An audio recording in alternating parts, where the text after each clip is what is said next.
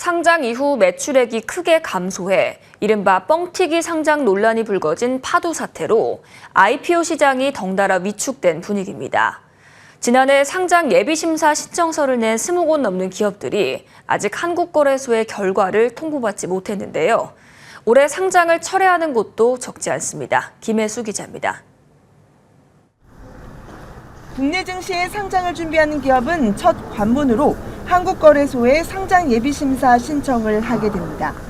이후 거래소는 해당 기업에 대해 상장 적격성을 심사하게 되는데 국내 기업의 경우 영업일 기준으로 45일 이내 그 결과를 통지하게 됩니다. 하지만 지난해 이후 올해 1월까지 청구서를 제출한 기업 가운데 해당 기일 내 결과를 받지 못한 곳은 24곳에 달합니다. 한국거래소는 추가 심사 기간이 필요하거나 자료 제출 지연 등의 경우 심사 시간이 연장될 수 있을 뿐 과거와 비교해 심사 기조상 크게 달라진 건 없다는 입장. 하지만 시장에선 이 같은 냉각 기류에 대해 지난해 하반기 터진 파도 사태의 영향이 적지 않다고 분석하고 있습니다.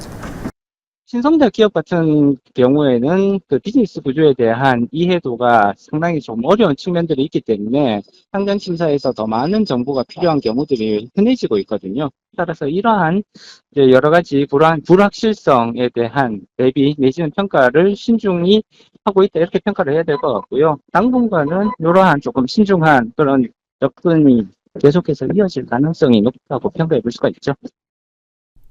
실제 세무회계 플랫폼 3.3 운용사로 알려진 자비스앤빌런즈에 대해 한국거래소는 사업 모델의 지속 가능성 등의 이유로 최종 상장 미승인 결정을 내렸습니다. 이 밖에도 노르마, 하이센스 바이오, 피노바이오 등은 예비심사 신청을 철회했습니다.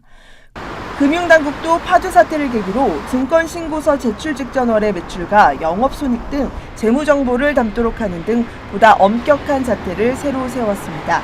또 IP 시장의 공정과 신뢰를 위해 업계와 회계법인 등 실무진과 함께 내부 통제, 기업 실사, 공모가 산정 등에서 올해 2분기 내 구체적인 개선 방안을 마련하기로 했습니다.